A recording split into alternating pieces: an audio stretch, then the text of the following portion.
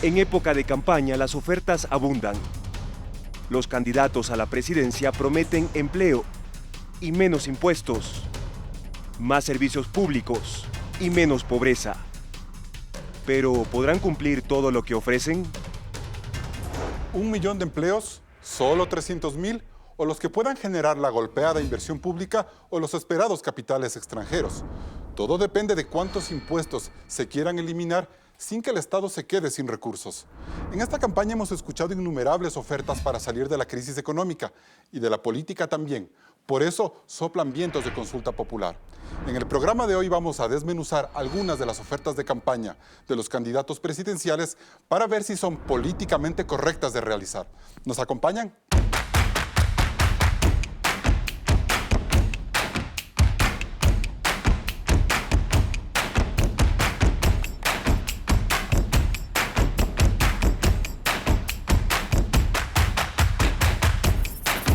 Bienvenidos a Políticamente Correcto.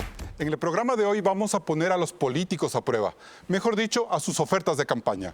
En la primera mitad del programa analizaremos las propuestas de los candidatos a la presidencia de la República relacionadas con la generación de empleo y con el pago de impuestos, para luego hablar de la reforma política y de otras promesas de campaña que no son tan políticamente correctas.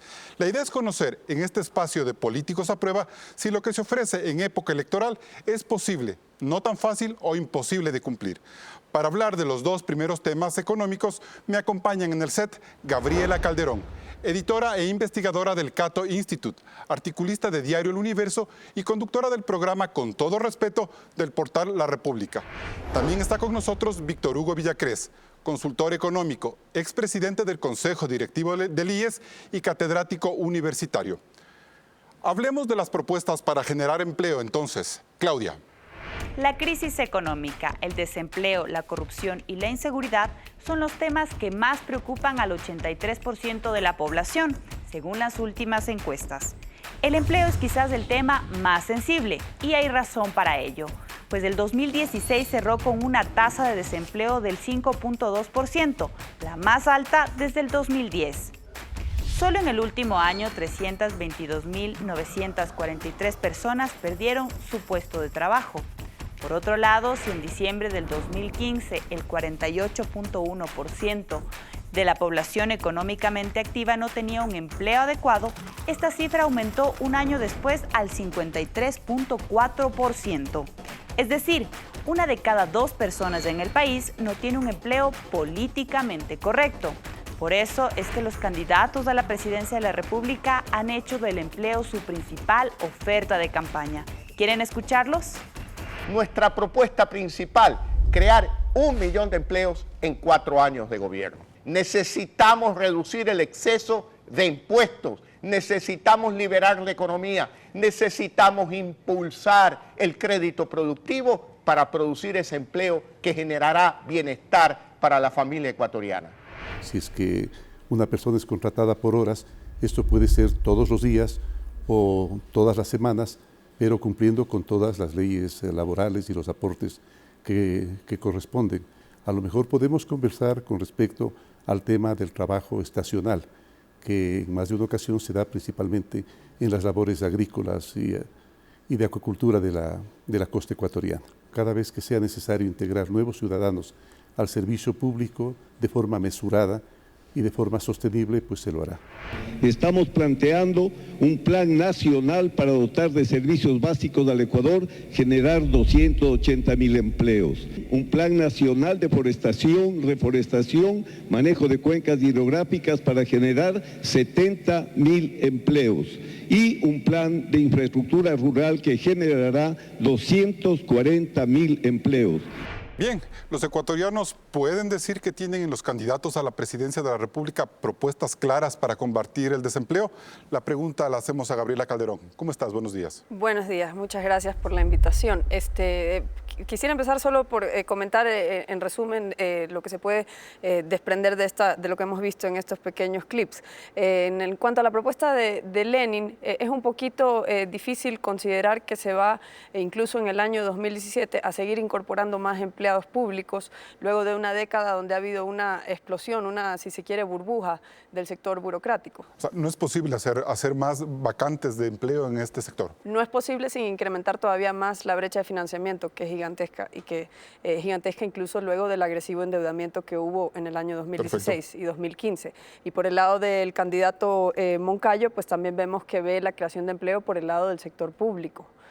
No vemos una especie de visión donde se ve la creación de empleo por el lado del sector privado, que sí la vemos, y esto contrasta del candidato Lasso con los otros dos candidatos que vimos en estos clips. ¿Y cómo está la propuesta del candidato Lasso? Bueno, Lasso propone básicamente, de lo que yo he escuchado en esta y otras intervenciones, un incremento en la captación de inversiones y de las oportunidades de negocios mediante una reducción de impuestos y una apertura comercial, todo lo cual generaría empleos en el sector privado que no dependen de una burbuja en los ingresos fiscales. ¿Y eso es posible de realizarlo?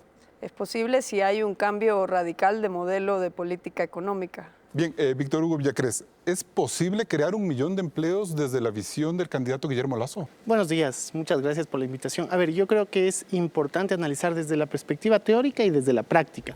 Desde la teoría, lo principal es ver qué ha pasado en la historia reciente del país. En los últimos 10 años se ve una relación entre el desempleo y el Producto Interno Bruto, una correlación negativa. ¿Qué quiere decir? Que conforme más crece el Producto Interno Bruto, menos desempleo voy a tener. Esto suena lógico en la economía, pero cuando uno se pone a ver los indicadores de crecimiento necesarios para cumplir con la meta que propone el presidente o el candidato a presidente Lasso, estaríamos hablando de un crecimiento de entre 6 y el 8% dada una regresión lineal simple. ¿Qué quiere decir esto? El promedio de los últimos 10 años ha sido 3,9%. Es poco probable alcanzar un crecimiento de entre el 6 y el 8%. Pero Guillermo Lasso le dirá que esto se debe, o este bajo crecimiento se debe a que no se apostó a una inversión privada como tal, y que más bien el motor de la economía fue el Estado, y que por eso tanto el empleo como el crecimiento económico pueden ser débiles. Bueno, pero acuérdese usted cuáles son las perspectivas de crecimiento, no solamente de los entes gubernamentales, sino de algunas instituciones internacionales para el próximo año. Si vas a estar 4 años en funciones y el primer año no vas a tener un crecimiento de entre el 6 y el 8%, no podrás generar esos 250,000 empleos anuales de los que se habla. Además, hay que considerar que el sector laboral es un sector dinámico, pero que tiene al momento 410,000 desempleados. En efecto, todos los años nuevos universitarios se incorporan, gente se jubila, pero al momento consta de 410,000 ¿No sería entonces una propuesta posible de cumplir? No, salvo que me digan voy a eliminar o voy a satisfacer esos 410,000 puestos de empleo y voy a crear empleo adecuado para quienes están en el subempleo. Pero habría que diferenciar claramente y cuáles son los mecanismos y herramientas que se pueden podríamos aplicar. Decir que la propuesta, por ejemplo, de Lenín Moreno es muy prudente. ¿Cómo se puede evaluar esa propuesta tomando en cuenta de que es el candidato del continuismo? Para seducir a la gente, ¿no? Tal vez el elemento fundamental de esa propuesta me parece hablar de una flexibilización laboral cuando habla de empleos estacionales.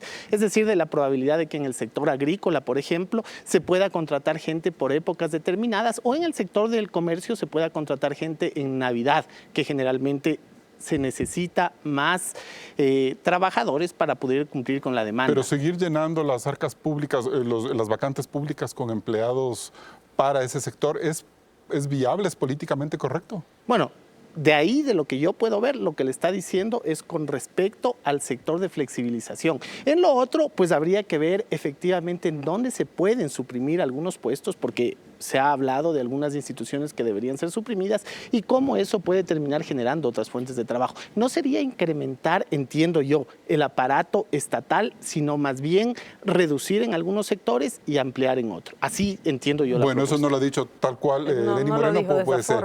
Sí. No, yo quería volver al tema del crecimiento.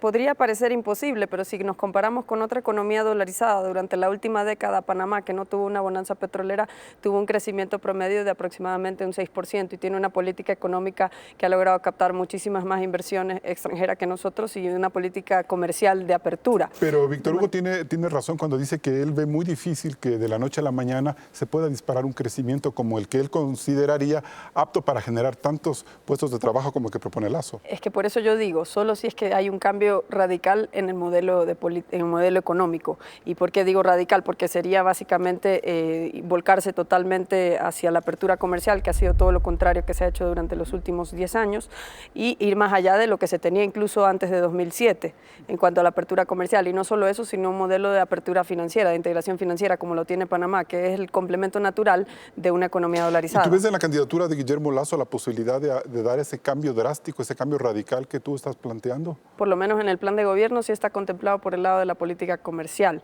Ahora veo que hay algo ahí que es más de lo mismo en la política de Lasso, que es el tema de potenciar el crédito agrícola. Él habla de dar este crédito subsidiado al sector agrícola. No veo por qué eso se cree que ahora sí va a funcionar, si es la misma historia desde la época de los 60 y 70. Y que luego terminan bancos como el de Fomento lleno de deudas licuadas. Sí, o sea, digamos, me parece que es parte del baratillo de ofertas en campaña electoral, que todos por estar en la política en el momento de campaña tienen que ofrecer algo y asumo, no sé, que él pretenderá cumplirlo para mezclarlo con otras políticas, pero no creo que es una política novedosa que lo distinga, ni veo por qué vaya a funcionar ahora si no ha funcionado antes. A ver, a mí me parece importante tomar en cuenta cuáles son los 4 sectores que más contribuyen al crecimiento económico del país históricamente, y estos han sido agricultura, manufactura, comercio y construcción.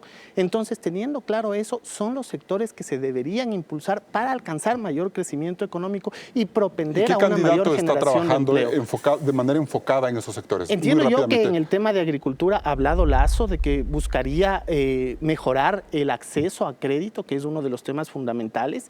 Entiendo yo que en el tema de comercio y manufactura, Lenín Moreno ha hablado en su plan de trabajo de incentivar sobre todo los nuevos emprendimientos, y no hay que perderse también en el tema de inversión extranjera directa, que es otro tema que se ha tocado. ¿Cuál es el año de mayor inversión extranjera directa en el Ecuador en dolarización? El 2015, que llegó a 1.321 millones de dólares. Pero, ¿este es importante o no? Bueno, pues dependen de qué reglas del juego y qué tipo de clima lo y sobre planteen. todo, ¿a dónde va? Porque inversión extranjera directa para sectores extractivistas, seguramente para sectores petroleros, no es lo que estamos buscando. Estamos buscando para nuevos sectores. Una respuesta breve. ¿La propuesta de Paco Moncayo es factible de hacer incorporando a los GATS, a los gobiernos seccionales, en su propuesta de generación de empleo? Bueno, yo creo que se ha venido haciendo a través del Banco de Desarrollo del Ecuador. Si usted ve el nivel de desembolsos que ha tenido en crecimiento el Banco de Desarrollo desde el 2007 hasta el 2016, ya ha buscado cerrar esas brechas por agua potable y alcantarillado, pero de todos modos me parece que puede profundizarse. Es decir, no me parece completamente descabellado, me parece que podría profundizarse. No tan fácil en todo caso. No fácil, pero tampoco es imposible. Bien, antes de irnos a comerciales, veamos si en el tema de empleo los candidatos a la presidencia de la República pasaron a prueba. Claudia. Luego de escuchar a Gabriela Calderón y Víctor Hugo Villacrés, podemos decir que en materia de empleo, la propuesta de Guillermo Lasso requiere de algunos factores externos. Hablar de una cantidad exacta como 1 millón de empleos no es tan fácil de cumplir. Las ideas de Lenín Moreno se enfocan en seguir contratando más servidores públicos. Esta propuesta es posible de cumplir, pero no deseable, según nuestros analistas. Los planteamientos de Paco Moncayo también se centran en ampliar el servicio público. Esto es posible de cumplir, pero nuevamente no es deseable seguir ampliando la burocracia.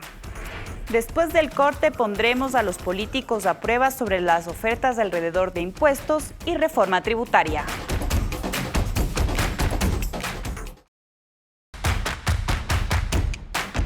Gracias por seguir en Políticamente Correcto. Ahora hablemos de tributos y si las reformas que se anuncian serán fáciles de cumplir. Claudia.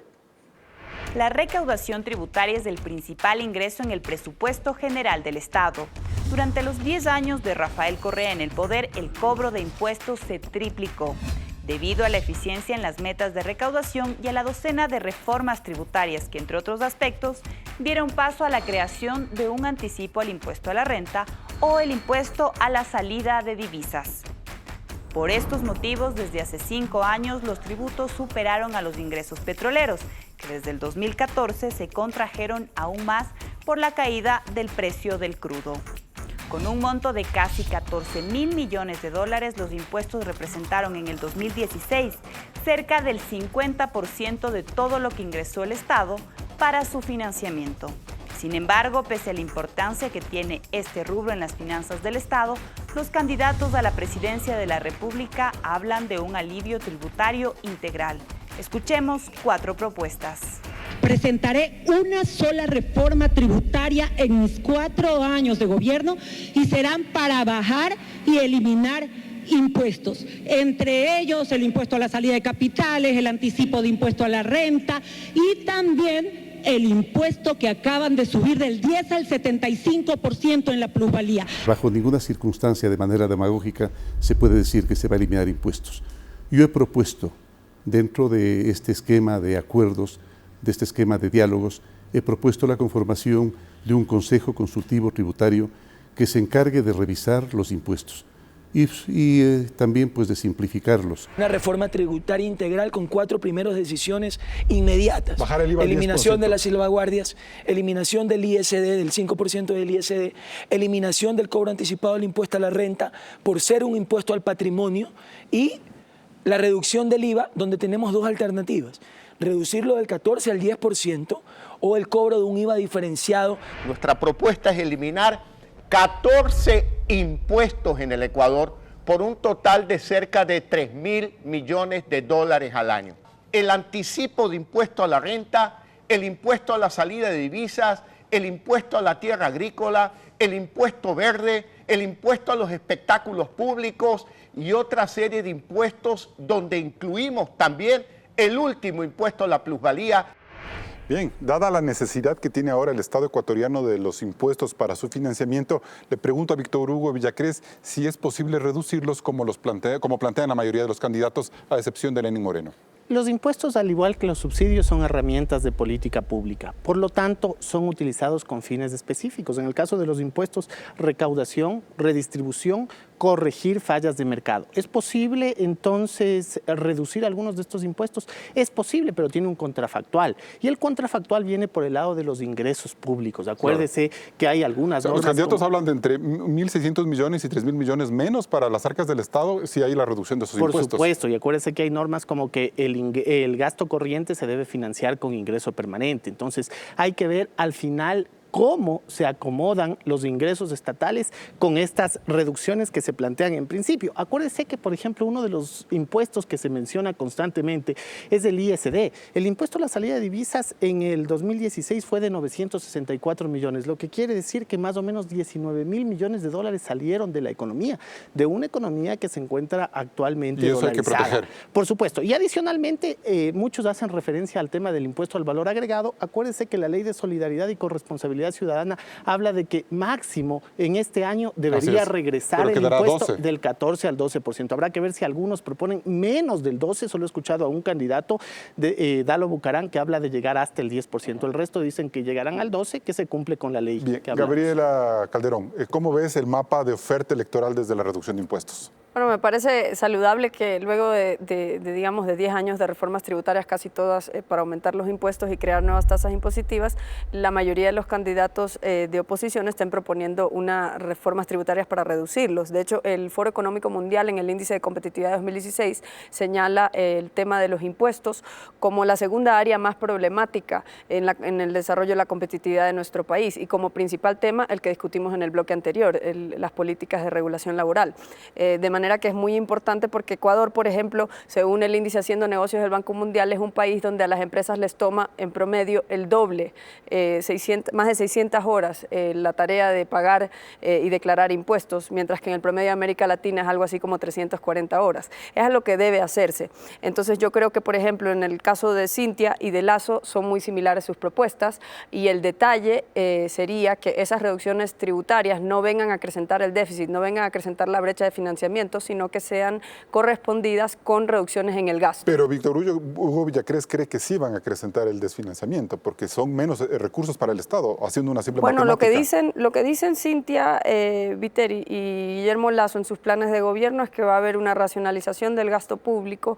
No dan muchos detalles, quizás el plan de gobierno del señor Lasso tiene más detalles que el plan de gobierno de Cintia Viteri, pero en ambos casos racionalización es un eufemismo para decir recortes de gasto público. Y de despidos de gente, y ninguno de los los candidatos dice cómo va a sostener un gasto estatal sin despedir a empleados públicos. Ahí hay un tema que no queda muy claro. Pero el tema es que se habla del costo social siempre de la reducción del aparato público, pero nunca se habla del costo social que es para toda la sociedad mantener un aparato público que francamente se ha vuelto insostenible para nuestra sociedad, que ha crecido, por ejemplo, la masa burocrática, según distintas estimaciones, en un 50% durante la última década, y no solo en términos brutos, sino en relación al PIB.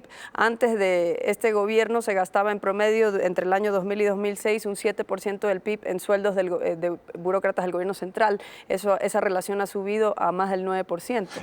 Pero en todo caso, ninguno de los candidatos dicen que la reducción de impuestos necesariamente implicaría despedir gente del sector público. ¿Crees que eso va a suceder necesariamente?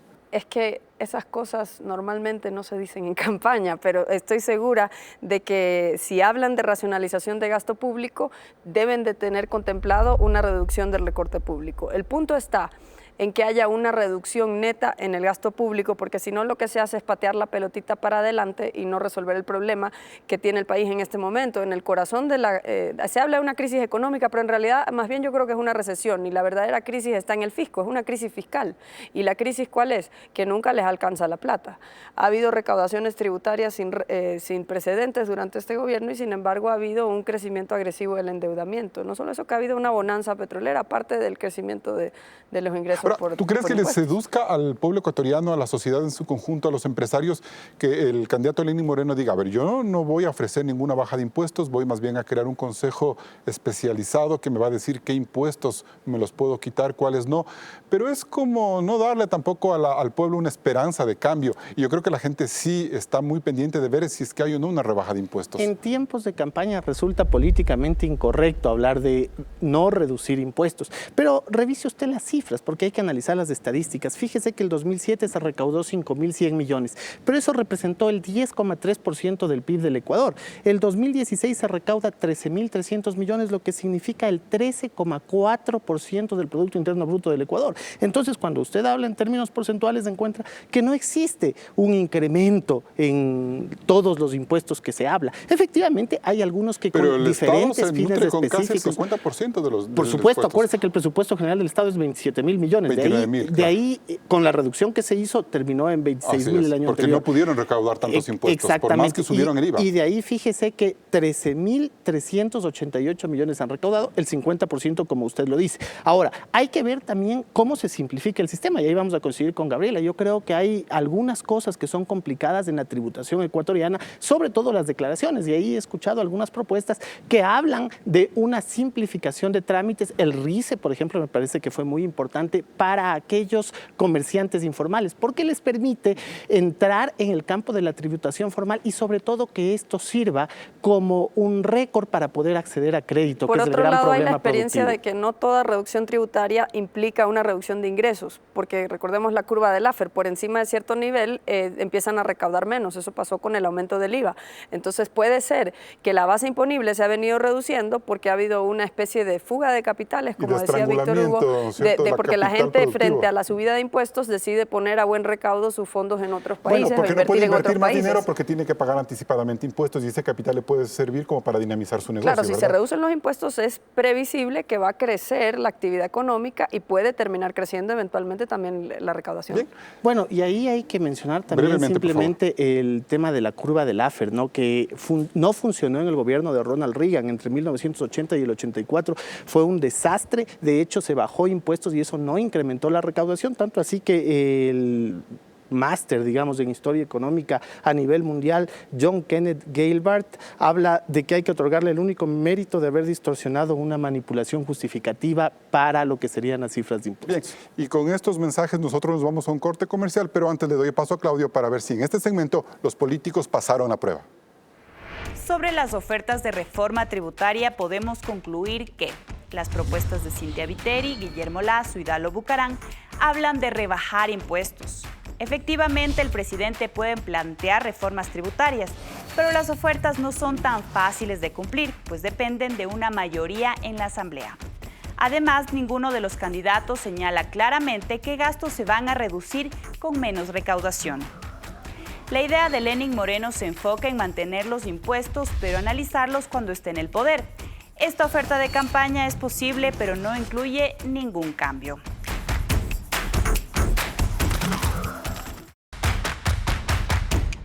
Y bien, dejamos atrás los temas económicos para hablar de reforma política. Este momento se unen al panel de Políticamente Correcto Rafael Ollarte, doctor en jurisprudencia especializado en Derecho Constitucional y catedrático universitario. También está con nosotros Mauricio Alarcón, abogado especialista en Derechos Humanos, director de proyectos de Fundamedios y director de la Fundación Ciudadanía y Desarrollo.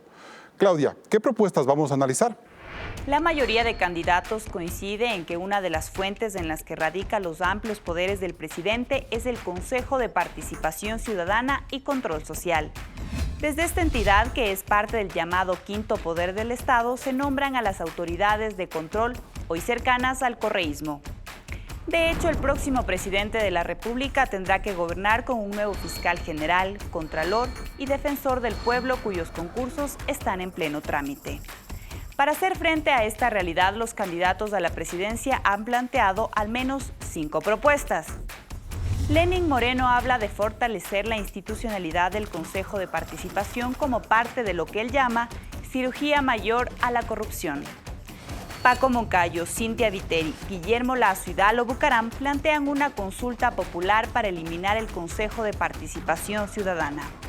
Iván Espinel propone que las autoridades de control sean electas mediante votación popular.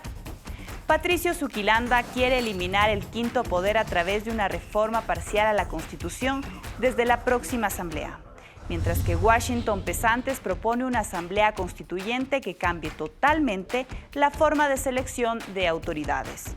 ¿Cuál de estas propuestas es la políticamente correcta? Doctor Ollarte, le doy la palabra. ¿Cuál es la propuesta políticamente correcta para solucionar el gran problema, ese gran fantasma en el que se ha convertido el Consejo de Participación Ciudadana? Bueno, todas y ninguna. Todas y ninguna. Si vamos desde la última propuesta, la de Washington Pesantes, la Asamblea Constituyente, claro, yo puedo proponer eso y me cambian todos, y ahí no tendré nada que decir o criticar porque no sé qué es lo que va a hacer o dejar de ser posible, la Constituyente. Sí, bueno, él puede emitir su decreto, remitir a la Corte Constitucional el estatuto de funcionamiento de la Asamblea. Veamos si la Corte Constitucional le va a decir que sí es conforme a la Constitución su estatuto. Digamos que sí lo hace, vamos a una consulta popular, decimos que sí queremos la enésima Asamblea Constituyente y la enésima Constitución para volver a empezar a violar la nueva Constitución.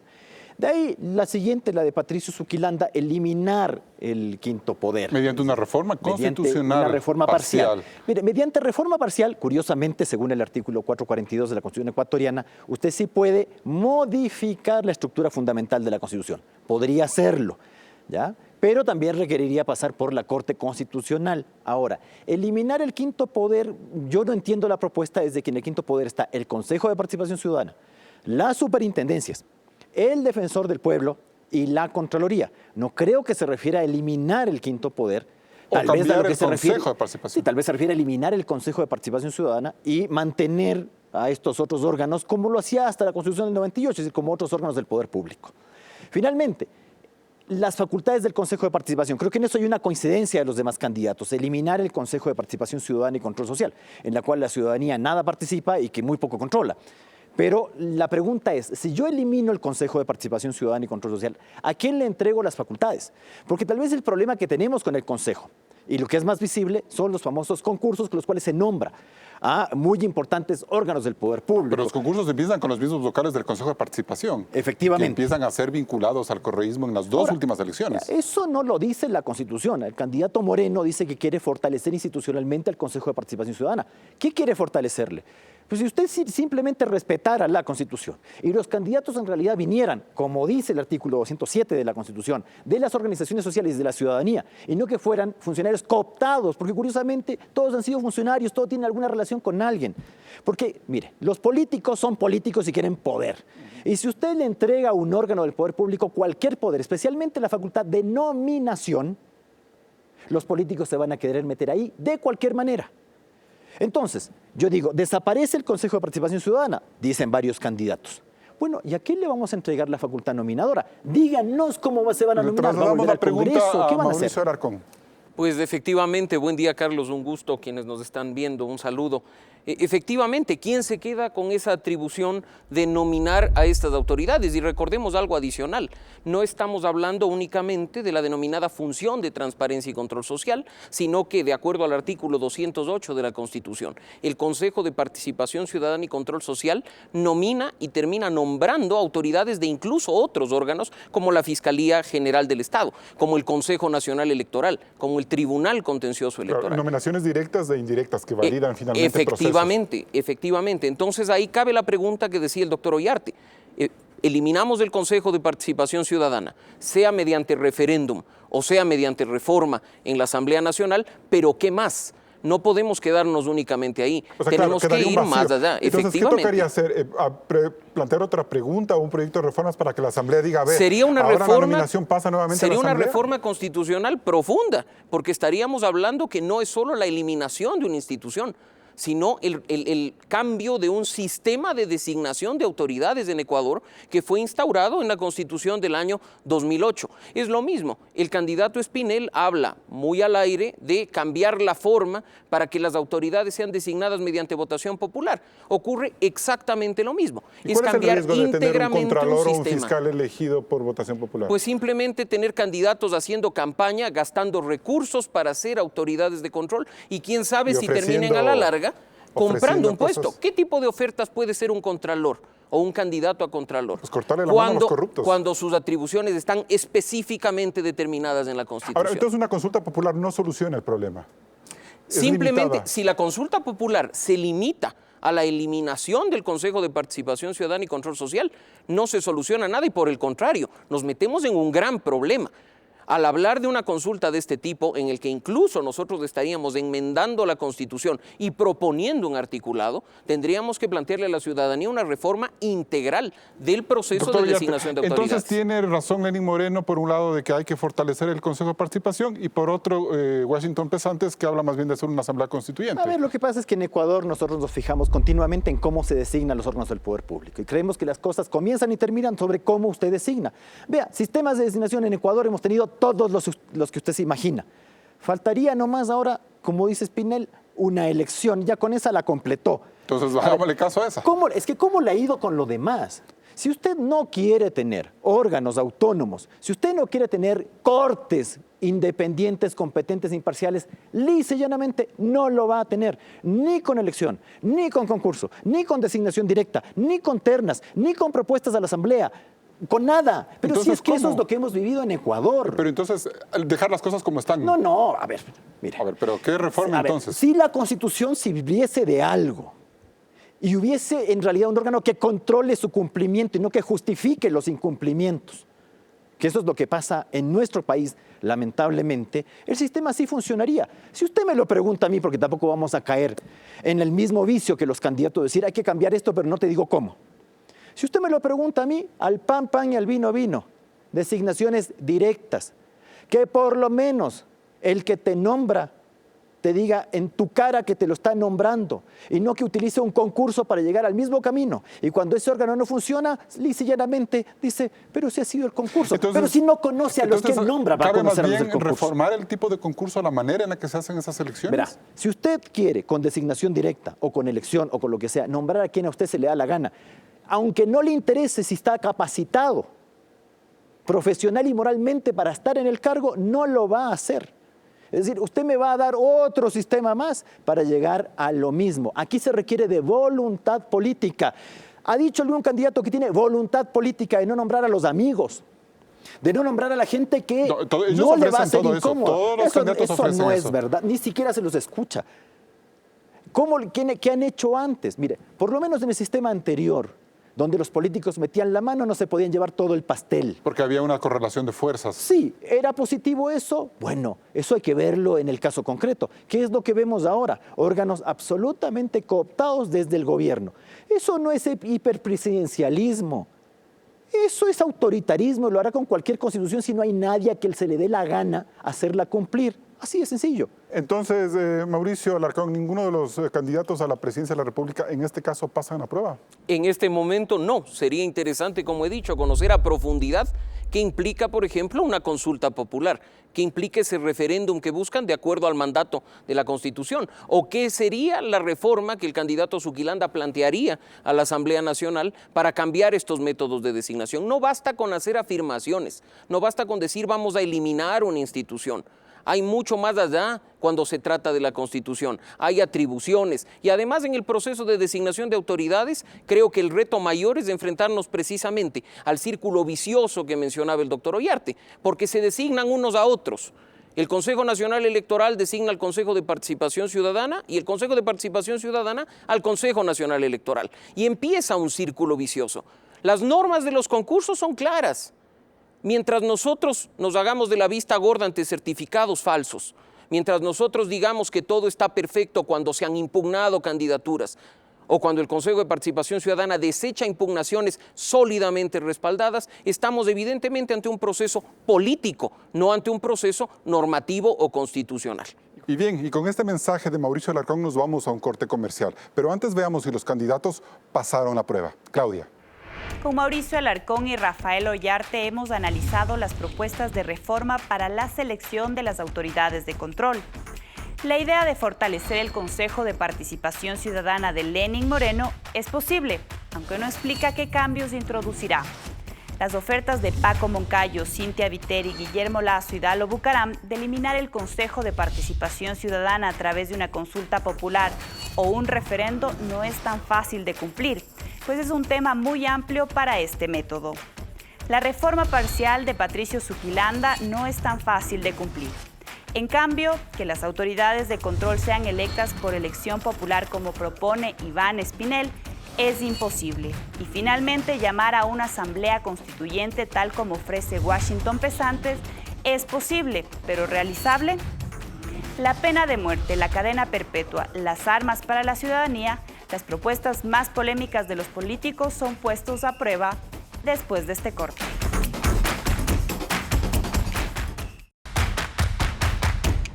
En todas las campañas electorales existen propuestas que podrían sonar un poco descabelladas. En esta nota les contamos de qué se trata. 6 propuestas polémicas de la campaña electoral. 1. Dalo Bucaram y la relación Estado-religión. No tienen por qué los dogmas religiosos querer orientar o imponerse dentro de una sociedad laica. Sin embargo, el 16 de enero firmó un acuerdo con la Iglesia Cristiana Evangélica del Ecuador, en la que se compromete a declarar días festivos, los días de la Biblia, de la familia, de la oración y del ministro. Además, la Secretaría Nacional de Cultos, Ley de Cultos, una universidad cristiana y un consejo pastoral de asesoría presidencial. 2. Patricio Zuquilanda y el pedido de visas. Quitamos visa a todo mundo y aquí entra Perico de los Palotes y están metidos delincuentes en este país. Hay que restituir inmediatamente la visa. 3. Zuquilanda y Guillermo Lasso sobre el manejo de armas. Tenemos que armar nuevamente a nuestros padres de familia. Hay que armarles para que podamos defendernos de la ola de delincuencia que hay en este país. Lasso planteó también que los campesinos puedan portar armas. Vamos a permitir que puedan defender como varón a sus esposas y a sus hijos, dijo. 4. Iván Espinel y la pena de muerte. Estamos proponiendo reglas claras para amedrentar al criminal que quiera usar de matar a una persona o violar a nuestros infantes. 5. Cintia Viteri y la cadena perpetua. Yo planteé cadena perpetua para los que asesinen niños y cometan femicidio en el país. 6. Lenín Moreno y el bono de desarrollo humano. Hemos pensado que el bono de desarrollo humano va a ser entregado en las cantidades de 50 a 150 dólares de acuerdo a la situación de la persona. Con eso erradicaremos la pobreza extrema. Bueno, hay propuestas para todos los gustos y de todas las tensiones. Mauricio Alarcón, ¿qué podemos hacer cuando en pleno siglo XXI se arma una especie de concordato entre el Estado y la Iglesia cristiana en esta ocasión? Bueno, resulta en alguna medida, y con todo respeto, risible, porque se olvida que el artículo 1 de la Constitución consagra el Estado laico. Ecuador es un Estado laico. Y además las propuestas que se han mencionado en el video son por demás demagógicas. ya existe un ministerio vinculado al tema de los cultos. Por algo se llama Ministerio de Justicia, Derechos Humanos y Cultos. Pero no el Día de la Biblia. Por ejemplo, el otro tema, la Constitución consagra educación laica. La educación pública en todos sus niveles es laica. ¿Cómo se puede hablar de la creación de una universidad cristiana pública? Y claro, respecto al tema de los feriados, no es más que demagogia, porque por supuesto los feriados se firman en un decreto que lo puede hacer el presidente de manera unilateral. Pero ¿y por qué no entonces el día del Corán? ¿Por qué específicamente la Biblia? ¿No se supone que desde hace más de 100 años se separó ya al Estado de la Iglesia? La religión y la libertad religiosa están garantizadas en la Constitución, en el numeral 8 del artículo 66. Y habría que cambiar la Constitución para impulsar alguna de las reformas. Pero en este caso prácticamente resulta imposible. Recordemos que hay candados constitucionales que en materia de derechos tienen un blindaje especial. Ni siquiera para incluir el nombre de Dios en la Constitución. El nombre de Dios está en la Constitución. En el preámbulo constitucional se invoca el nombre de Dios. Así es que no es más que una propuesta demagógica que además desconoce, como ya he dicho, la independencia entre el Estado y la Iglesia. Doctor Ollarte, ¿se puede decir que todas las personas que vienen de afuera del país son delincuentes y que el tema se soluciona con visa? ¿Qué pasa entonces con el principio de ciudadanía universal, que de forma correcta o incorrecta se introdujo en la Constitución y que ahí está? Bueno, es que el problema no es implantar o no las visas. Es decir, usted es una decisión administrativa que la puede tomar, en eso no hay dificultad. No habría problema. El problema siempre será el principio de reciprocidad. Además, ¿a quién le va a poner usted la visa? Porque si se la pone a ciudadanos sudamericanos, resulta que luego los ecuatorianos, cuando vayamos a otros países, vamos a tener las mismas restricciones. Eso puede ocurrir. Es decir, lo que pasa es que muchas veces los candidatos dicen lo que la gente quiere oír y generalmente son cuestiones superficiales. Cierto es que hay que tener un adecuado control migratorio, eso es indiscutible, pero la visa no le da ni le quita nada al control migratorio, porque la visa, ¿quién la otorga? Los consulados ecuatorianos en el exterior, y para otorgarla, ¿hacen alguna investigación prolija y profunda sobre a quién le están otorgando la visa? O cuando nosotros mismos vamos a tener visa en un consulado extranjero. La pedimos, nos otorgan y viajamos. Pero la finalidad de la visa no es un tema antidelincuencial, es un tema de flujos migratorios. Ahora, si usted quiere tener otra clase de control, bueno, podría tener otras medidas restrictivas, pero que, ojo, se nos devolverán a nosotros. Por ejemplo, insistir en el pasado judicial a los colombianos, como que solo de ahí viene el tema, como que aquí adentro del Ecuador no hay nacionales de origen que cometen delitos. Y que son pájaros de alto vuelo, además. Efectivamente. Entonces, esas son decisiones administrativas. Ahora, bueno, ¿la visa a quién? ¿Por qué no le va a poner visa a todo el mundo, pues? Pero se le quitó la visa a todo el mundo en un momento determinado. Bueno, pero eso también es otra medida torpe, pues. Si las cosas no se hacen así, no. Sí se entiende que cuando usted elige a un presidente de la República, elige a alguien que va a ocupar el más importante cargo de gobierno y administrativo dentro del país. Y tiene que tomar decisiones difíciles, tiene que saber cuándo las toma y por qué las toma. Y pues. escuchar de un candidato a la presidencia de la República, en este caso dos, la posibilidad de dar armas a los campesinos o de volver a armar a la gente para un tema de seguridad. ¿Cómo toma usted esa decisión? Eso implica que el Estado se le está sacando el cuerpo al tema de seguridad ciudadana. ¿A quién le corresponde garantizar la seguridad pública? Al Estado. Otra cosa es que la gente tenga el derecho de tener armas. Ahora, portarlas. Claro, porque ahí viene también la segunda parte del cuento, ¿no? Usted dice, está prohibido que la gente porte las armas, como que si los delincuentes no las portan abiertamente. Ahora, esto tampoco se trata de aquí hagamos de esto el salvaje oeste y usted se encuentra con el ladrón, usted saca la pistola y a ver quién la desenfunda más rápido. O sea, hay un riesgo de un paramilitarismo, de una violencia mucho más alta. ¿Cuál es el problema que usted tiene? ¿Los delincuentes tienen armas? Por supuesto. ¿Y las portan? Sí, así es. ¿Cuál es el problema? El control. Ahora, tampoco vamos a volver esto un estado policíaco en el que en cada cuadra los miembros de las Fuerzas Armadas, que no deberían resguardar lo interno, sino la seguridad exterior del Estado, que es una cosa muy, muy importante y que usted no las puede desviar, ¿ya? Pero que detienen los vehículos para buscar a gente armada, encontrarán a alguien. Entonces, pero tener a campesinos con armas en zonas despobladas, amplias, en donde se necesitará quizás una reacción rápida y no estar esperando que llegue la policía. Pero Carlos, en ese tema solo recordar que ya en el año 2015 se autorizó tanto la tenencia como el porte de armas a ganaderos. No se trata tampoco de un tema novedoso.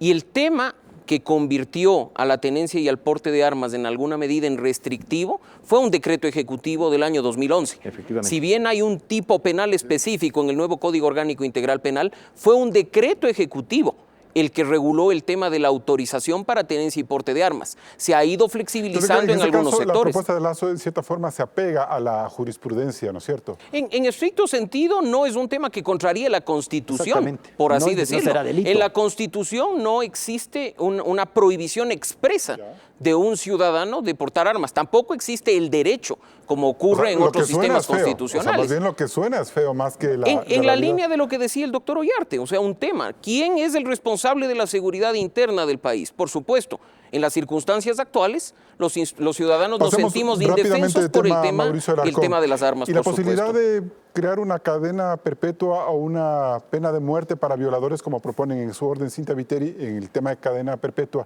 y Espinal en el tema de la pena de muerte. Partir de lo más grave, el tema de la pena de muerte. ¿Es fácil hacerlo? Que no denota sino una enorme ignorancia por parte del candidato Espinel. En primer lugar, porque la Constitución prohíbe expresamente la pena de muerte en el artículo 66. Por los derechos internacionales también que nos rigen. Y además hay un tema. Ecuador, en el año 90, firmó un protocolo adicional a la Convención Americana sobre Derechos Humanos y en el artículo 1 se señala específicamente que los estados que han firmado y ratificado ese protocolo ratifican también que el territorio es libre de pena de muerte. Así es que denota una enorme ignorancia, además, como he dicho, considerando que la evolución de los derechos humanos hace que más bien se señale con el dedo a aquellos países que aún mantienen regímenes con pena de muerte. Así es que es una propuesta por demás demagógica que no es viable en el Ecuador porque incluso reformando la Constitución con toda la complejidad que traería, estaríamos contrariando los instrumentos internacionales.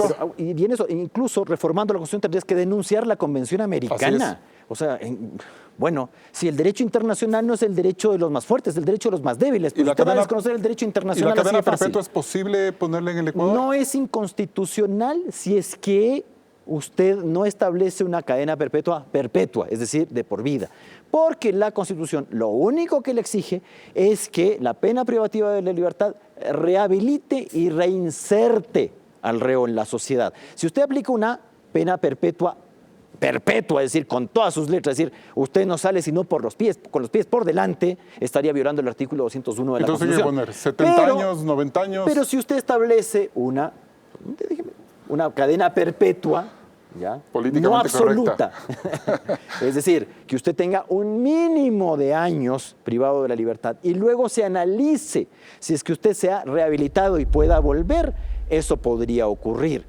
Pero mire, si la idea es impedir los delitos solamente amenazando con la imposición de una pena, fíjese que las personas que violan, que asesinan, que roban, no leen pues primero el Código Integral Penal y luego dicen, no, fíjate que la violación está muy cara, vamos solo a robar porque esos son menos tiempos. Vaya a ver los actos de corrupción que se cometen pues abiertamente en el Ecuador, sin que lo sepa nadie naturalmente, porque esto no lo sabe ni lo que los nombra. ¿Y acaso están viendo que si es de 13 años, que si es de 15 años? No, mejor solamente un cohechito porque esos son 5. No. La gente que delinque lo hace.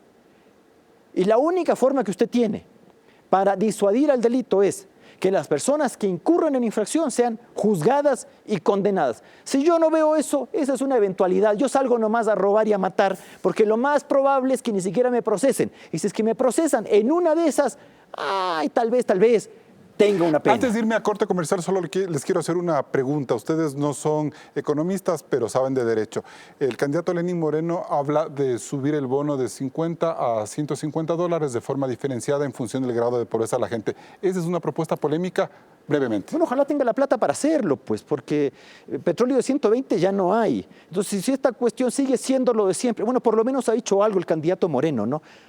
Porque es bastante complicado saber qué piensa. Mauricio Alarcón. En la misma línea, ojalá eso no implique una nueva emisión de bonos al exterior con tasas de interés exorbitantes como las que ahora sirven para financiar el gasto corriente. Y bien, Claudia, ¿qué conclusiones podemos sacar de este bloque? Ahora podemos analizar las ofertas más polémicas de esta campaña electoral. La idea de volver a unir el Estado y la religión que hace Dalo Bucaram es imposible, pues Ecuador es un país laico. Las propuestas de Guillermo Lasso y Patricio Zuquilanda de armar a la población son posibles, pero la seguridad es un deber del Estado y no de los ciudadanos. El planteamiento de Patricio Zuquilanda de pedir visas a todos para frenar la delincuencia no es tan fácil de realizar.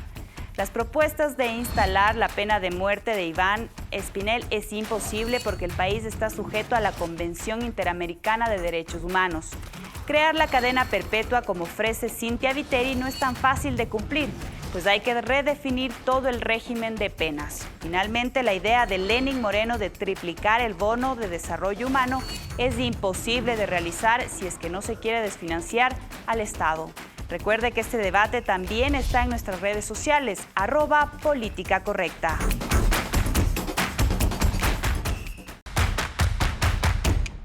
Hoy hemos querido saber cuán viables son las ofertas de campaña de los candidatos a la presidencia de la República. Es normal que en un periodo electoral las palabras vayan más allá de los conceptos. Por eso muchas de las promesas que hoy escuchamos parecen difíciles de realizar. Sin embargo, lo que verdaderamente marcará la gestión del próximo presidente de la República es su capacidad para sortear los problemas fiscales que heredará de la Revolución Ciudadana, así como su habilidad para generar empleo de calidad para miles de ecuatorianos. Dinamizar la economía en un país políticamente maduro debe ser la misión del próximo gobernante, independientemente de su sello partidista. Y no deje de seguirnos en Twitter, @políticacorrecta. Nos vemos el próximo domingo.